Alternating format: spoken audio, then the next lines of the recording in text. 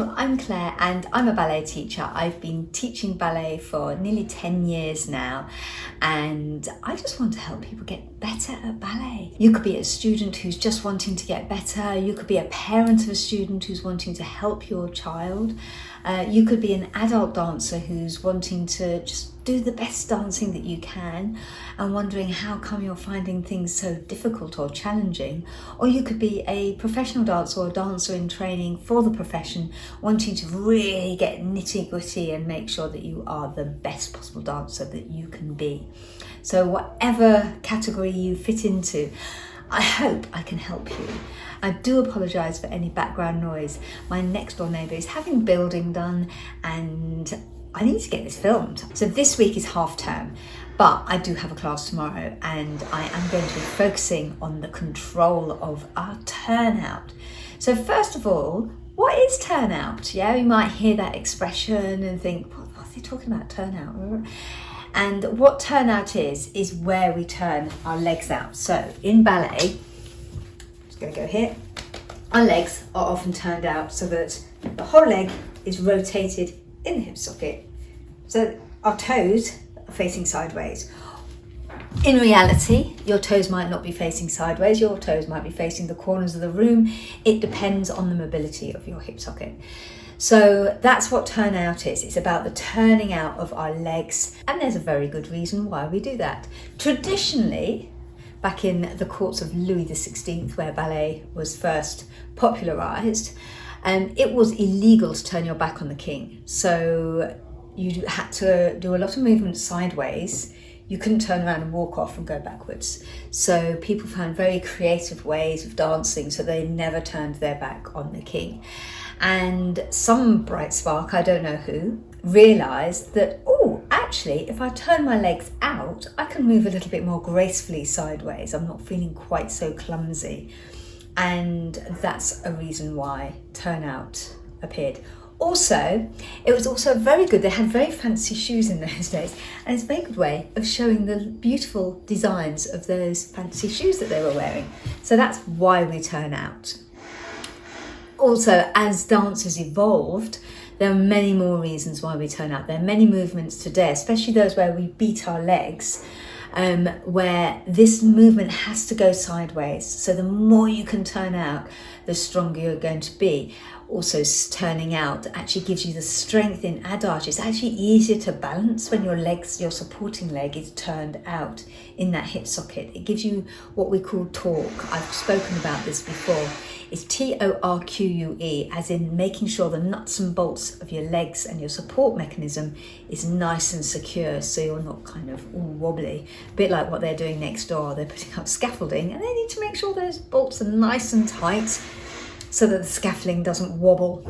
The really important thing we need to be aware of as dancers is the source of our turnout. So many times, and I've seen this in dancers who are hoping to train at quite a high level, who've come to me as part of workshops that I teach, and they're focusing on the turnout of the feet. Okay, so they might go, oh yeah, my feet need to be facing out to the side, get my feet in position, then straighten my knees. And if you're not working the muscles in your legs to spiral the legs from the top of your legs, a certain amount of that turnout will actually occur in the knee. Some will happen in the hips, some will happen in the knee, and you might find that your feet are actually rolling forwards in an attempt to kind of grip to the floor. So you don't want to allow this to happen through not turning out in the tops of your legs. And that's because when you do it, when you start with the feet, you're not thinking about the source of your turnout.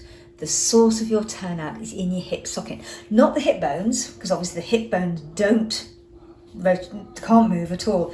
It's where your leg comes into your hip socket. So those of you who understand anatomy will know that your leg connects to your hip in what we call a ball and socket joint. So the hips have the socket, your femur, the top of your femur has the ball, and then the leg can rotate and turn and move in pretty much 180 degrees, depending on the depth of your hip socket and depending on the tightness of those muscles and tendons. And the depth of your hip socket is a big factor in how much you can turn out. If I stand here, what you'll find is that this bone here, that's your top of your femur, when you turn out, what that does, that actually tucks that femur out of the way, so when you move your leg to second, it moves much easier without getting in the way of your hips.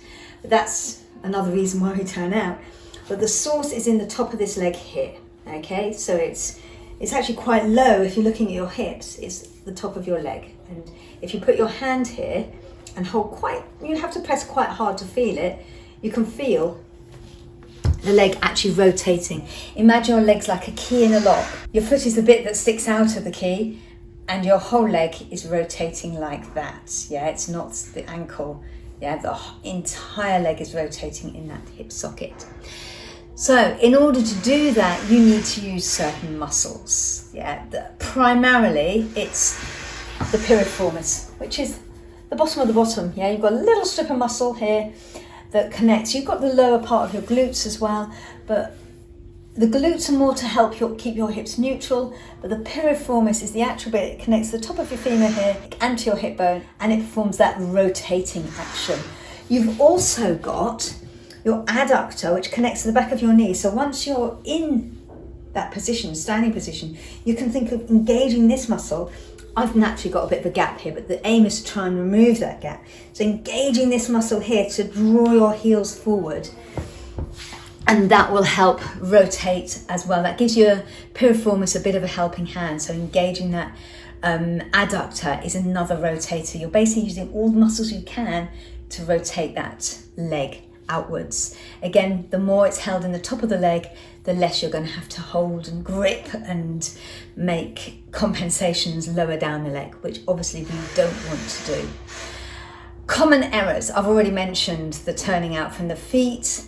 Quite often we can stand nice and turned out, but the minute we start dancing and moving, we forget about holding the turnout, and so that our knees start to fall forwards and we can find ourselves getting a little bit parallel or a bit unturned out. This can often happen when we're doing point work because you actually have less grip on the floor. You're not meant to use the floor to grip the turnout. However, so if I'm on flat foot, there's a fair amount of friction. I've got a whole foot here of friction that's going to help me keep my feet in place. If I'm in 3/4 point, there's much less friction. So there's a chance I might let that heel fall back. So this is when I have to really use these muscles and my turnout muscles. If I'm on point, you've got about that much on the base of your point shoe that's giving you the friction to hold that turnout, which is pretty much nothing. So you really need those muscles when you're on point. Otherwise, what can happen, you can rise on point and your feet can go like that, which can happen very easily, okay? So some exercises to improve your turnout. Literally just thinking about that action, as I say, I'll show you again. Thinking about that, imagine your leg's a key that's in the lock, it goes in the lock, it unlocks the door, turns it in. So literally just rotating that leg in and out is really, really helpful, okay? Another one is doing that in retire, rotating that leg in and out. Again, making sure the hips stay absolutely still, and making sure that opens the door, closes the door, opens the door, closes the door. Both those exercises will be using the piriformis, and to a certain extent, as you come back, it'll be using the adductor, but maybe not quite so much. This one, another one to do, is if you stand there and think of pushing that heel forward, that starts to use this adductor. So I'm there, flex that foot. I am going to use the piriformis a bit, but I'm really thinking of pushing that heel forward. That will help work that muscle. So here's the thought of key in the hole. Once you've got those, you can then do, this is a tricky one, you can start coup de pied or lift your leg into a very slight attitude and find your piriformis and then pulse it. This is a bit like Pilates or Calisthenics. I discovered this through Calisthenics actually. And basically feel the cramp. When you feel the cramp, you know you've hit the muscle. Some people find this really hard to find. They have to kind of do that exercise first. Others find they have to really lift it into that attitude. Some people find it other parts of their muscles hurt. What you're wanting to do is to find that piriformis. As far as stretching your turnout, this is a tricky one. Certainly with children, a lot of children are naturally quite turned out. They can sit on the floor and whoop, their legs open sideways really easily. But their bones are still quite soft, so you really don't want to be forcing it in children at all. However, you can gently, exercises like this where you're rolling from one side, you're actually giving your glutes and your piriformis a little bit of a massage. But literally I've got my legs 90-degree angles and I'm gently rotating to make sure that I'm gently adding mobility to my hips as I do that. Those are good exercises for mobility. The first ones were good exercises for strengthening. So those are a couple of exercises to help with the mobility of your hips and to help with the building of the muscle that's going to hold that turnout. There are loads more. What I would say is it's really important to establish the turnout, but also really think about that turnout as you're dancing, because it's all very well doing all these lovely strengthening exercises, which I really think are amazing. They are phenomenal. They build the strength. They get you to discover those muscles and really work them and strengthen them. But you need to know how to put them into practice whilst you're dancing. So things like, it's all very well having the strength and that lovely turnout, but when you do a tendu, that heel needs to stay forwards, yes? You don't want to go, that's a common error where we forget about that, the quads take over, and we do a tendu and it's all parallel. Same with grand battement, or same if you're doing a battement jeté or grand battement. Yeah, you don't want that to happen. You want to be thinking of pushing that heel forward, so you're using your adductor that way. You're keeping that rotation whilst you're doing your tendu. When you're doing your pliés, I'm up and down like a yo-yo today. When you're doing your pliés, yeah, you want to make sure that bending your knees with turnout is much easier. It's much easier to turn out with your knees bent for some reason. As you straighten, obviously the position of your leg slightly alters in your hip socket. You have to work your legs even harder to keep that turnout. It's quite common to go, especially coming up when you've done a grand plié. You don't want to be letting those knees fall forward. You want to think, working the back of those legs to keep them turned out so that those knees remain over your toes. I generally make sure that my dancers really think of those knees being over the middle toes. And also, if you do a quick glance down, if you can see your big toes, you know you're turning out okay. Okay, if you can't see your big toes, chances are your knees might have fallen a tiny bit forwards. They need to be rotated to the max in your hip socket. Also, you want to be thinking, the turnout, the line of your leg obviously goes from the knee, but you're not trying to get your foot flat turned out so that this part of your foot is 180 degrees. Obviously not everyone can do 180 degrees. You want it to run through the center of your foot. Yeah, so it won't actually be an absolute flat line with that front part of your foot. Again, that can lead to overturning out, which generally will happen from the knee, and it can lead to pronation as well, which what we call rolling forwards, which again squishes that instep. We don't want that to happen. We want to feel all 10 toes on the floor. So really thinking about maintaining that turnout as you're dancing, really focus on it at the bar so that when you get in the center, it becomes much more natural. That, I think, is it. That's my bundle of turnout tips for today. I hope it's helped. Do let me know in the comments below if it helps you. That's fantastic. I love it every time I hear that someone's benefited from this. It's just it's just so cool when someone benefits from the tips I've been given. Do subscribe, share with your friends, tell them about it.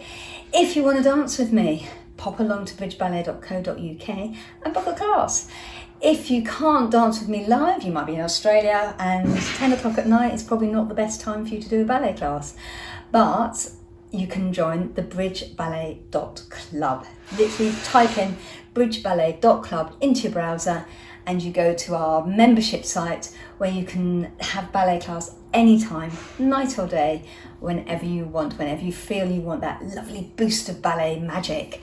It makes you feel better. And I've even got some basic ballet classes up there. So even if you're not particularly advanced, please do go through the ballet basics first so you understand the foundations. Don't push yourself, but you can still join and have a wonderful ballet class anytime. bridgeballet.club. Other than that, see you soon. Take care. Bye-bye.